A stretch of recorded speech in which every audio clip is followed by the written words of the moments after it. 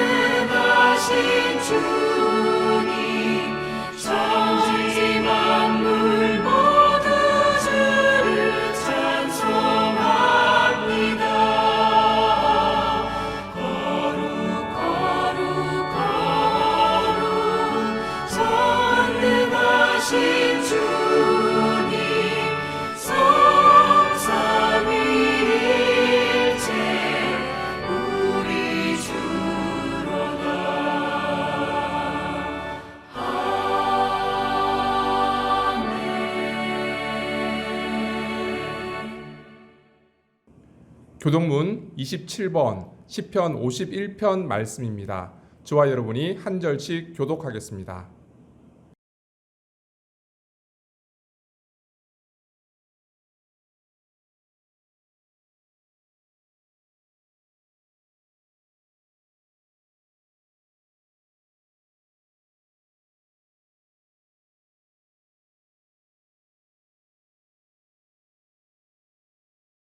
내가 주께만 범죄하여 주의 목전에 악을 행하여 사오니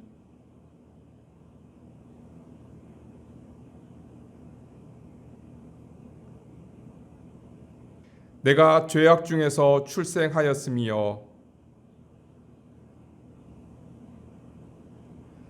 우슬초로 나를 정결하게 하소서. 내가 정하리이다. 하나님이여, 내 속에 정한 마음을 창조하시고 내 안에 정직한 영을 새롭게 하소서. 아멘. 다 같이 사도신경 하심으로 우리의 신앙을 고백하겠습니다. 나는 전능하신 아버지 하나님, 천지의 창조주를 믿습니다. 나는 그의 유일하신 아들, 우리 주 예수 그리스도를 믿습니다.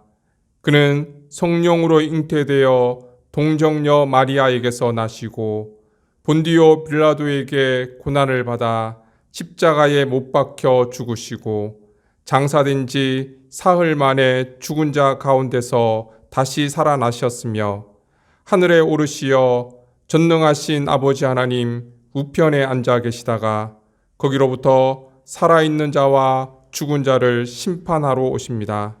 나는 성령을 믿으며 거룩한 공교회와 성도의 교제와 죄를 용서받는 것과 몸의 부활과 영생을 믿습니다.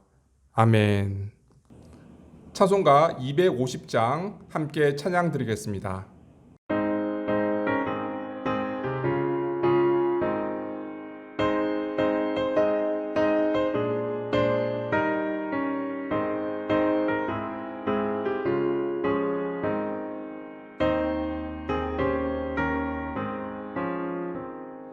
구주의 십자가 보혈로 죄 씻음 받기를 원하네.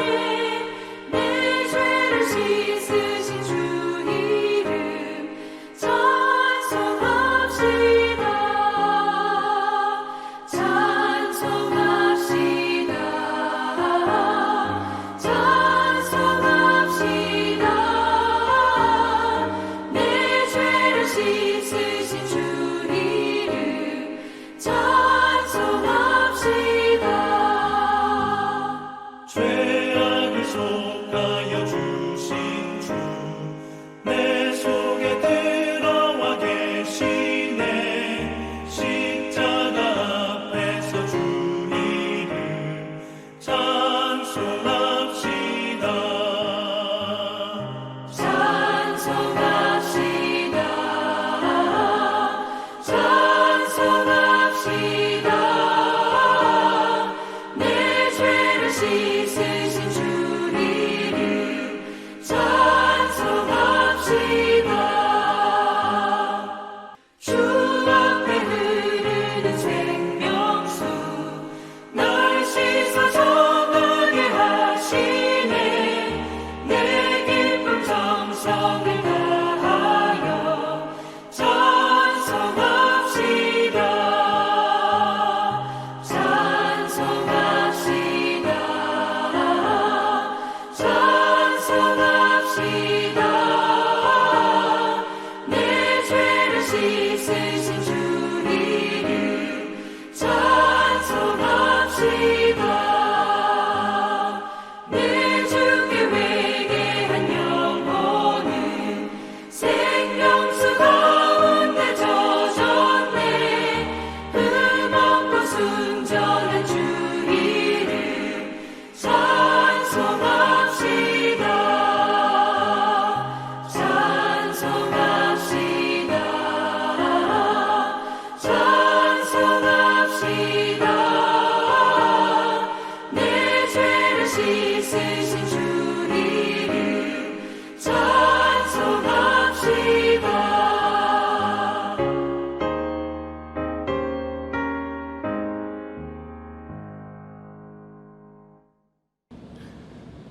에베네셀의 하나님, 지금까지 우리들의 삶을 인도해 주시고 날마다 숨쉬는 순간마다 주님께서 동행하심으로 힘든 세상 가운데 참된 평안과 위로를 허락해 주심을 감사드립니다.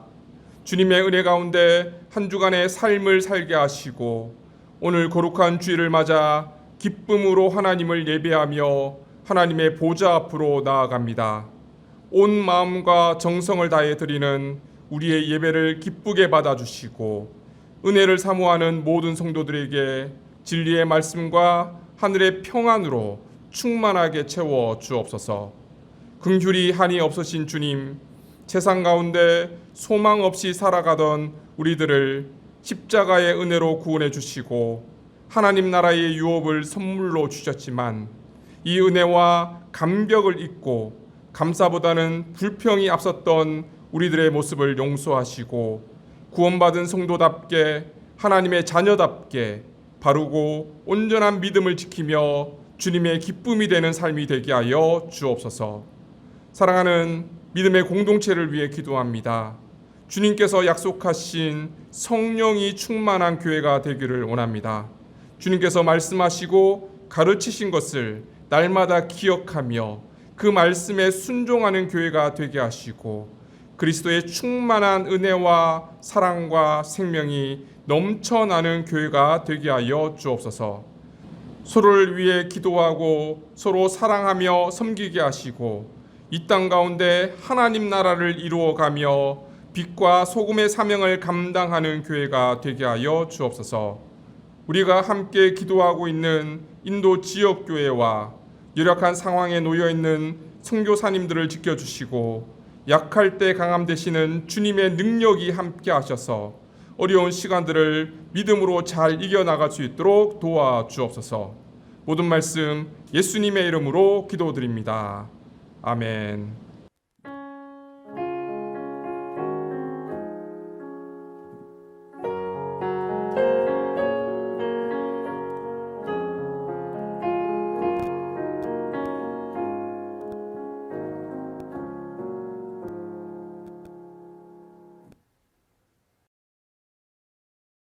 하나님께서 오늘 우리에게 주시는 말씀은 사사기 10장 6절에서 16절까지의 말씀입니다. 이제 하나님의 말씀을 받들어 봉독하겠습니다. 이스라엘 자손이 다시 여호와의 목전에 악을 행하여 바알들과 아스다롯과 아람의 신들과 시돈의 신들과 모압의 신들과 암몬 자손의 신들과 블레셋 사람들의 신들을 섬기고 여호와를 버리고 그를 섬기지 아니하므로 여호와께서 이스라엘에게 진노하사 블레셋 사람들의 손과 암몬 자손의 손에 그들을 파심해 그 해에 그들이 요단강 저쪽 길라앗에 있는 아모리 족속의 땅에 있는 모든 이스라엘 자손들을 쳤으며 18해 동안 억압하였더라. 암몬 자손이 또 요단을 건너서 유다와 베냐민과 에브라임 족속과 싸움으로 이스라엘의 공고가 심하였더라. 이스라엘 자손이 여호와께 부르짖어 이르되 우리가 우리 하나님을 버리고 바알들을 섬김으로 주께 범죄하였나이다 하니 여호와께서 이스라엘 자손에게 이르시되 내가 애굽 사람과 아모리 사람과 암몬 자손과 블레셋 사람에게서 너희를 구원하지 아니하였느냐.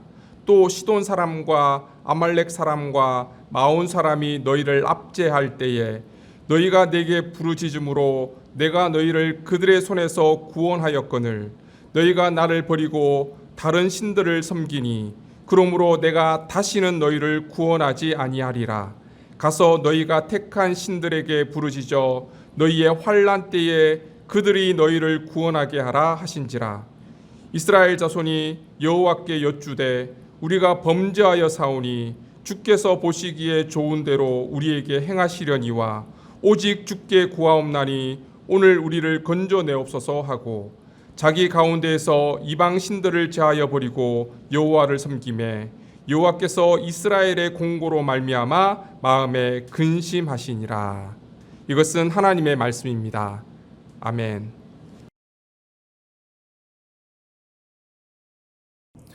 여러분, 충격요법 아시죠?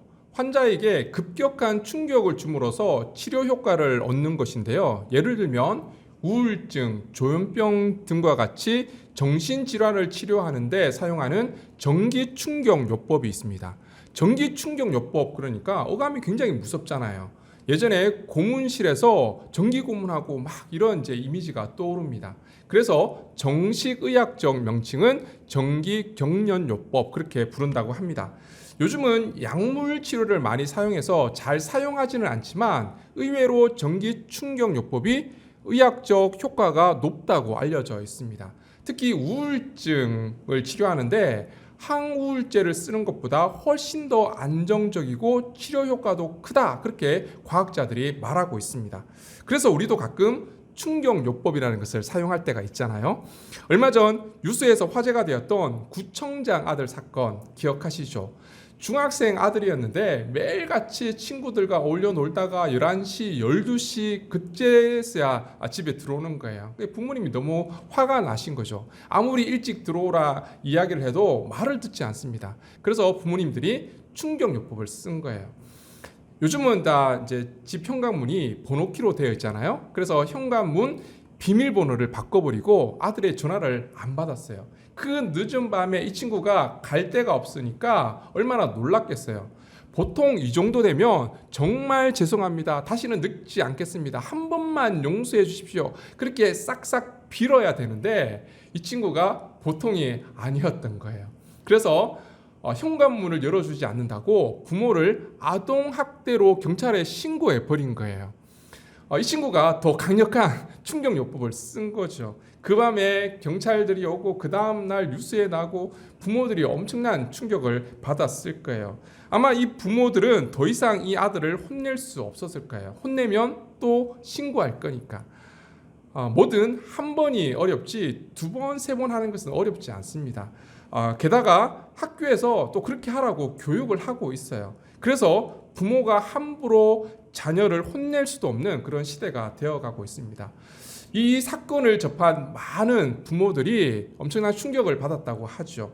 그런데 성경을 보니까 하나님도 가끔은 충격요법을 사용하시는 것 같아요. 대표적인 케이스가 다윗입니다.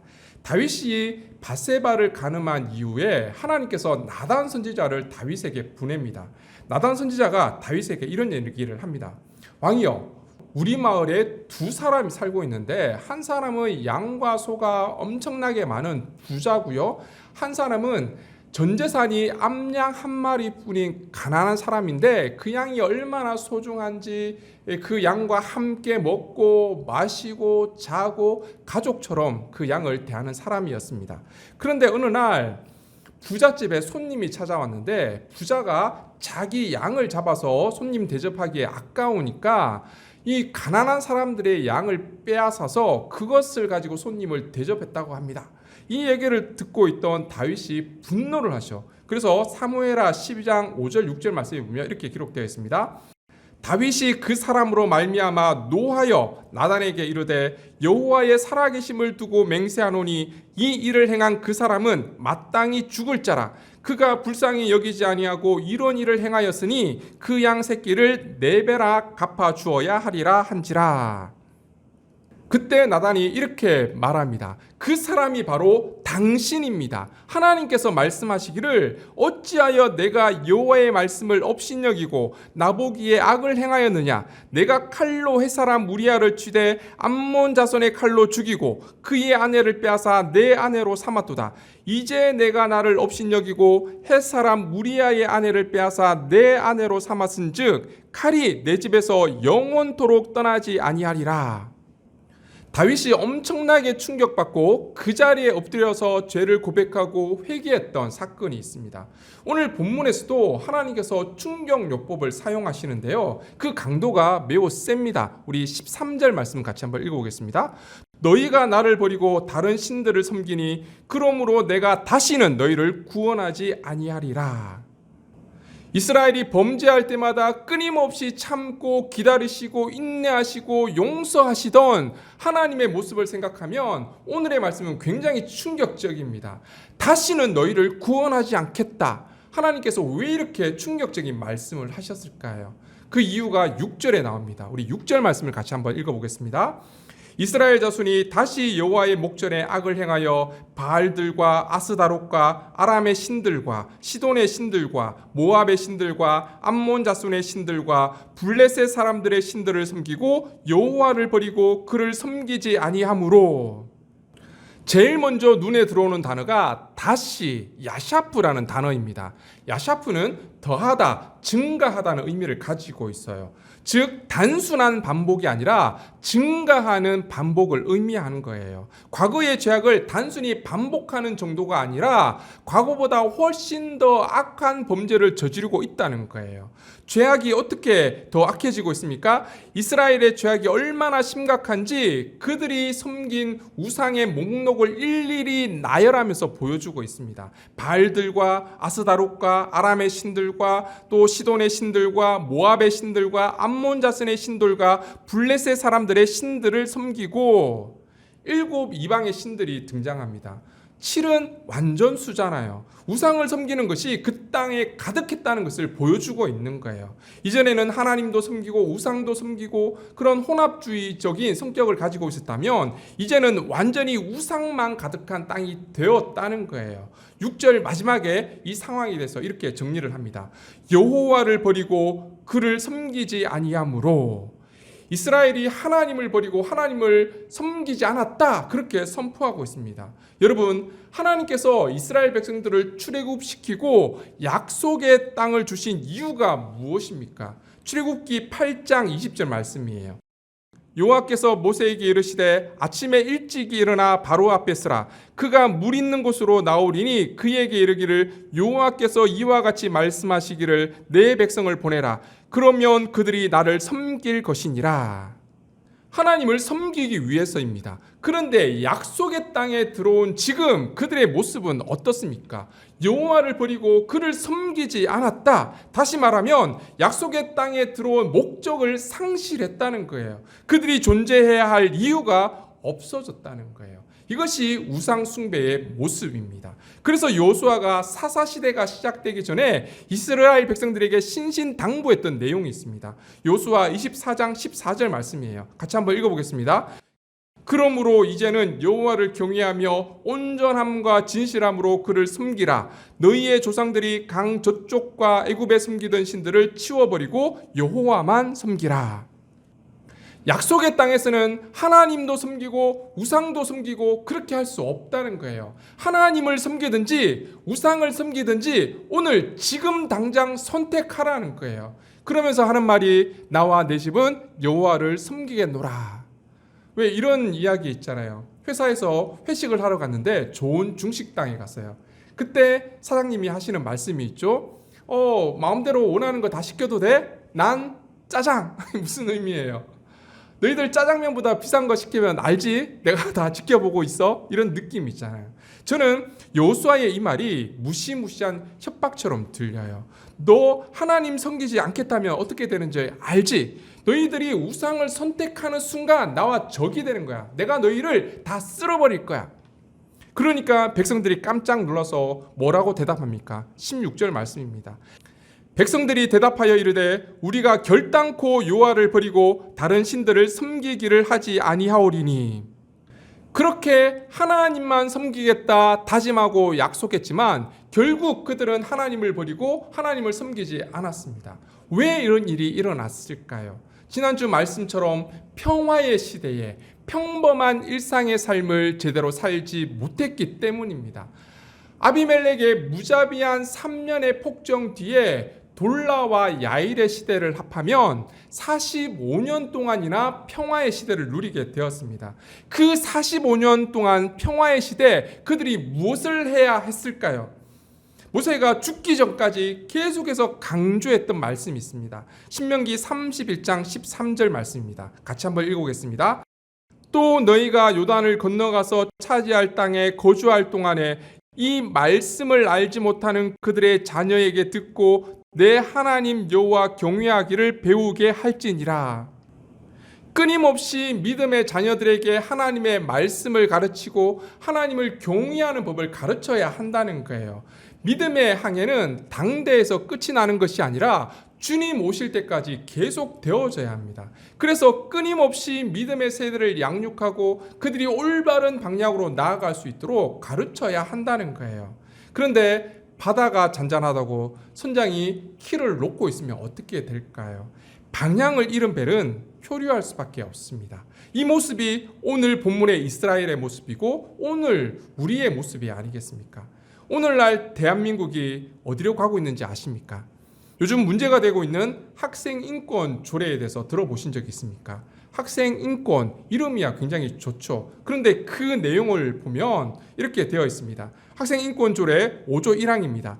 학생은 성별, 종교, 나이, 사회적 신분, 출신 지역, 출신 국가, 출신 민족, 언어, 장애, 용모 등 신체 조건, 임신 또는 출산, 가족 형태 또는 가족 상황, 인종, 경제적 지위, 피부색, 사상 또는 정치적 의견, 성적 지향, 성별 정체성, 병력, 징계, 성적 등을 이유로 차별받지 않을 권리를 가진다. 차별금지법 내용하고 똑같아요. 차별받지 말아야죠. 그리고 5조 3항에 보면 학생은 제1항에서 예시한 사유를 이유로 차별적 언사나 행동, 혐오적 표현 등을 통해 다른 사람의 인권을 침해하여서는 아니 된다. 그런데 제가 앞서 말씀드렸던 5조 1항에 보면 몇 가지 단어들이 눈에 들어옵니다. 종교, 임신 또는 출산, 성적 지향, 성별 정체성 이런 표현이 나와요. 그러면서 3항에는 이런 이유로 차별적 은사나 행동, 혐오적 표현 등을 해서는 안 된다 그렇게 얘기하고 있습니다. 무슨 얘기냐면 종교의 자유가 있으니까 종교를 강요하지도 말고 신앙교육도 하지 말아라 이런 내용이에요. 16조에 보면 좀 더 자세하게 나와 있는데요. 비록 기독교 학교라 하더라도 의무적으로 학생들을 예배에 참석시키거나 또 종교 관련 수업을 하지 말아라 그렇게 얘기하고 있습니다. 그렇다면 이게 학교에서만 하지 말라 그런 이야기일까요? 4조 2항에 보면 학교의 설립자, 경영자, 학교의 장, 교직원 그리고 보호자 등은 학생의 인권을 존중, 보호, 실현하고 학생의 인권 침해를 방지하기 위해서 노력해야 한다 이렇게 기록되어 있습니다. 학교에서뿐만 아니라 보호자도 하지 말라고 합니다. 쉽게 말하면 학생들에게 신앙교육 하지 말라는 거예요. 그리고 학생들이 임신을 하든 출산을 하든 성적 지향, 즉 동성애를 하든 말든 혐오적 표현, 학생이 생각할 때 불쾌한 말 하지 말라는 거예요. 훈계하거나 교육하지 말라는 거예요. 성 정체성, 내가 남자인데 여자라 생각해도 그 생각 존중하고 보호해 주라는 거예요. 그 조례 해설집에 보면 이렇게 기록되어 있습니다. 성적 정체성을 이유로 한 부당한 징계, 관계에 대한 중단 요구, 심리적 압박, 특정 외모에 대한 규제나 낙인, 비하나 혐오 발언 등이 있어서는 안 된다. 관계에 대한 중단 요구, 동성애 하면 안 돼. 그렇게 요구하면 안 된다는 거죠. 심리적으로 압박하면 안 된대요. 한마디로 학생 인권이 중요하니까 학생들의 판단을 존중하고 자기 생각대로 살 수 있도록 내버려 두라는 거예요. 자기 소견에 오른 대로 행하였더라. 완전히 사사시대와 똑같지 않습니까? 여러분, 대한민국이 지금 사사시대를 향해 나가고 있습니다. 그런데 더 심각한 것은 신앙교육조차 하지 못하게 하고 있다는 거예요. 믿음의 대를 이어가지 못하면 어떻게 됩니까? 6절 말씀 다시 한번 볼까요? 이스라엘 자손이 다시 여호와의 목전에 악을 행하여 바알들과 아스다롯과 아람의 신들과 시돈의 신들과 모압의 신들과 암몬 자손의 신들과 블레셋 사람들의 신들을 숨기고 여호와를 버리고 그를 섬기지 아니하므로. 오늘 이 시대의 모습이 아닙니까? 하나님께서 이 모습을 보시고 어떻게 하십니까? 오늘 보면 7절 말씀입니다. 같이 한번 읽어보겠습니다. 여호와께서 이스라엘에게 진노하사 블레셋 사람의 손과 암몬 자손의 손에 그들을 파심해. 진노한다는 문자적 의미는 코가 뜨거워졌다는 거예요. 만화를 보면 화가 났을 때 씩씩거리면서 콧김이 나오는 그림을 그리잖아요. 지금 하나님께서 얼마나 분노하셨는지 그 코에서 불이 나오는 이미지를 통해서 하나님의 분노를 생생하게 묘사하고 있는 장면이에요. 하나님께서 진노하셔서 이스라엘을 블레셋과 암몬에게 팔아버리십니다. 팔았다는 것은 이스라엘에 대한 소유권을 완전히 넘겨줬다는 거예요. 하나님께서 이스라엘을 하나님의 손에서 완전히 놓아버리신 거죠. 이게 얼마나 무서운 일입니까? 이스라엘이 하나님을 버렸기 때문에 하나님도 더 이상 이스라엘을 보호하거나 구원해야 할 이유가 없어졌다는 거예요. 그 결과 어떻게 됩니까? 8절 9절 말씀 같이 한번 읽어보겠습니다. 그 해에 그들이 요단강 저쪽 길앗에 있는 아모리 족속의 땅에 있는 모든 이스라엘 자손들을 쳤으며 18해 동안 억압하였더라. 암몬 자손이 또 요단을 건너서 유다와 베냐민과 에브라임 족속과 싸움으로 이스라엘의 공고가 심하였더라. 하나님께서 손을 놓자마자 그 해에 그들이 이스라엘을 쳤고 이스라엘을 18년 동안이나 억압했고 그로 인해 이스라엘의 공고가 심했다. 그렇게 기록하고 있습니다. 여기에 억압했다, 공고했다 이 두 개의 동사가 이스라엘의 상황을 잘 설명해 줍니다. 억압하다는 단어는 박살내다, 산산조각 나도록 부수다라는 의미를 가지고 있어요. 즉, 이 두 나라에 의해서 이스라엘이 산산조각 났다는 거예요. 그리고 공고하다라는 것은 묵다, 비좁다, 갑갑하다 이런 뜻을 가지고 있어요. 여러분, 버스나 지하철 탔을 때 사람들이 너무 많아서 숨도 못 쉴 때가 있잖아요. 그런 표현이에요. 이스라엘이 지금 18년 동안이나 억압당했기 때문에 숨도 못 쉴 정도가 되었다는 거예요. 그제서야 이스라엘 자손들이 하나님을 찾습니다. 10절 말씀입니다. 같이 한번 읽겠습니다. 이스라엘 자손이 여호와께 부르시져 이르되 우리가 우리 하나님을 버리고 바알들을 섬김으로 주께 범죄하였나이다 하니. 이전에는 하나님께 부르짖기만 했는데 이번에는 우리가 우리 하나님을 버리고 바알들을 섬김으로 주께 범죄하였나이다. 죄 고백을 하고 있어요. 어떤 사람들은 가나안의 7신을 섬겼는데 바알만 섬겼다고 죄를 축소해서 고백하고 있다. 그렇게 비판하기도 하지만 그래도 죄를 고백한다는 사실은 굉장히 중요하잖아요. 우리가 알고 있는 하나님은 우리가 죄를 고백하고 회개하고 하나님께 돌아갈 때 우리를 용납하고 용서하시고 받아주시는 하나님이세요. 이 대목에서 드디어 이스라엘 백성이 회개하고 하나님께 돌아왔으니 하나님께서 그들을 용서하시고 그들을 구원해 주시겠구나, 그렇게 기대를 갖게 됩니다. 그런데 하나님의 반응이 굉장히 충격적이에요. 하나님은 단호하게 그들의 요구를 거절하십니다. 13절, 14절 말씀 같이 한번 읽어보겠습니다.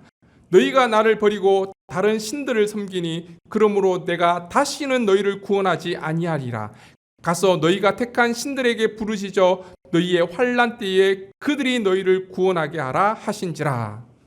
너희가 나를 버렸기 때문에 다시는 너희를 구원하지 않을 거야.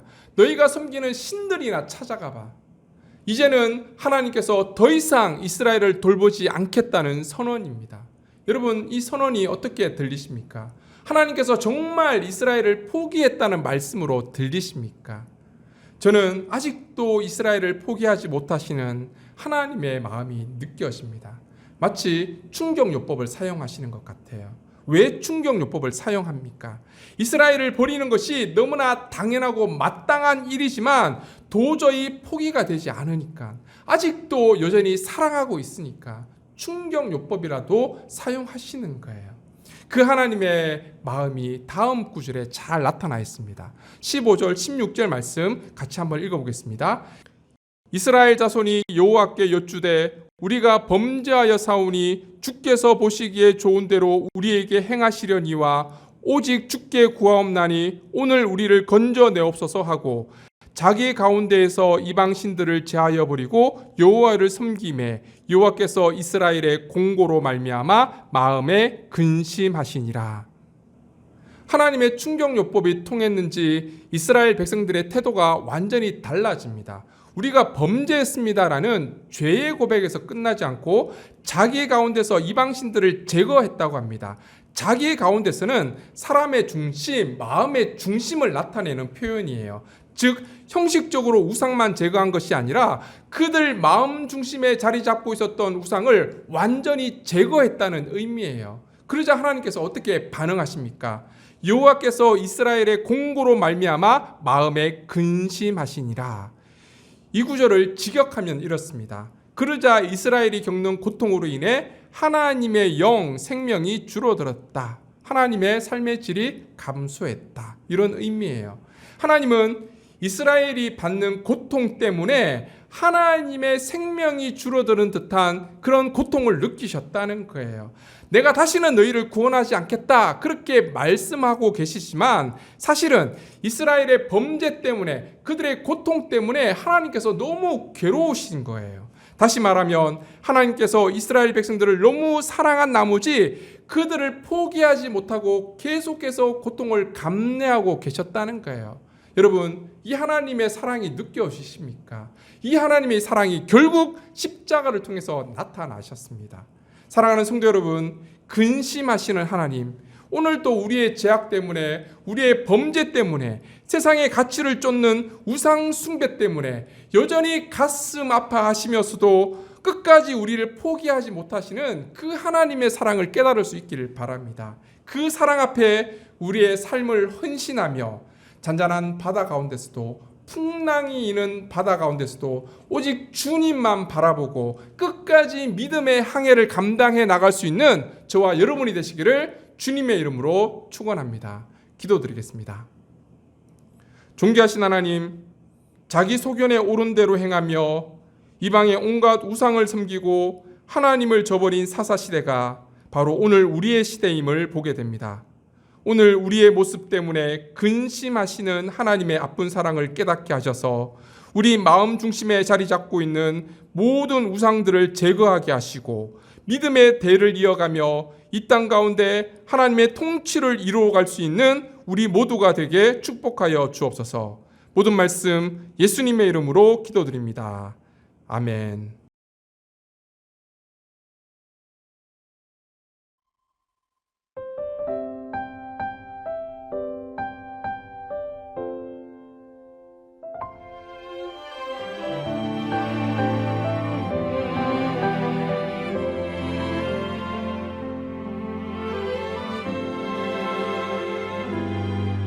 내가 누려왔던 모든 것들이,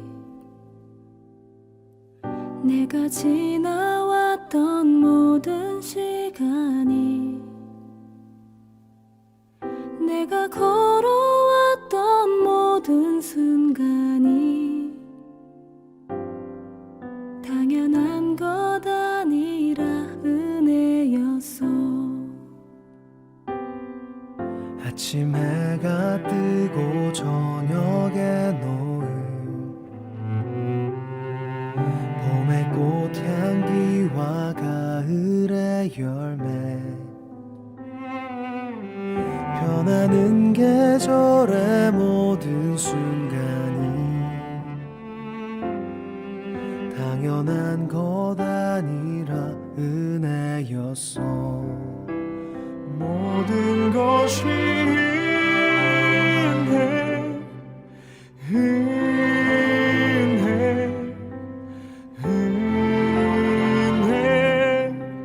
한없는 은혜. 내 삶에 당연한 건 하나도 없었던 것을 모든 것이 은혜였어.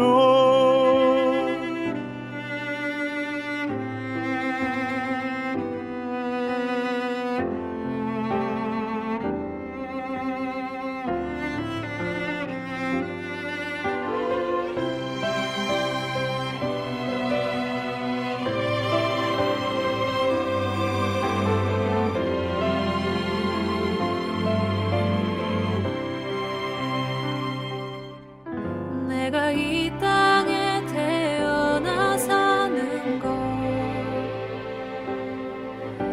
어린아이 시절과 지금까지 숨을 쉬며 살며 꿈을 꾸는 삶, 당연한 것 아니라 내가 하나님의 자녀로 살며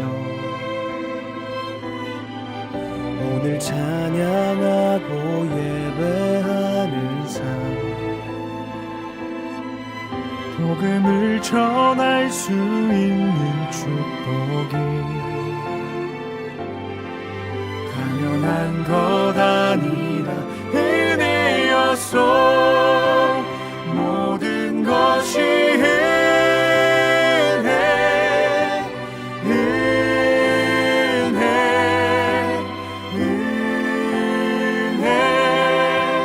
한없는 은혜. 내 삶에 당연한 건 하나도 없었던 것을 모든 것이 은혜였어. 모든 것이 은혜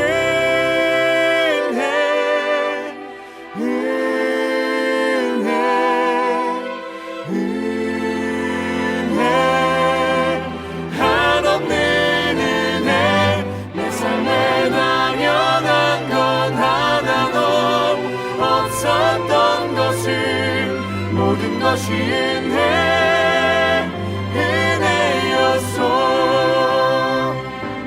모든 것이 은혜였어.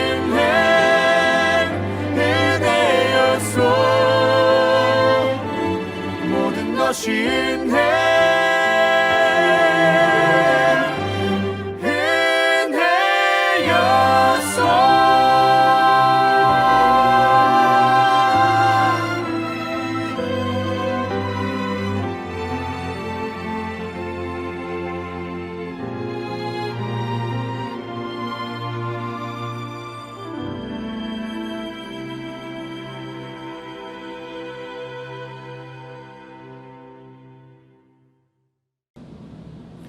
은총의 하나님, 한 주간 동안 우리의 가정과 직장을 지켜주시고 주님 주신 기쁨 안에 거하게 하심을 감사드립니다.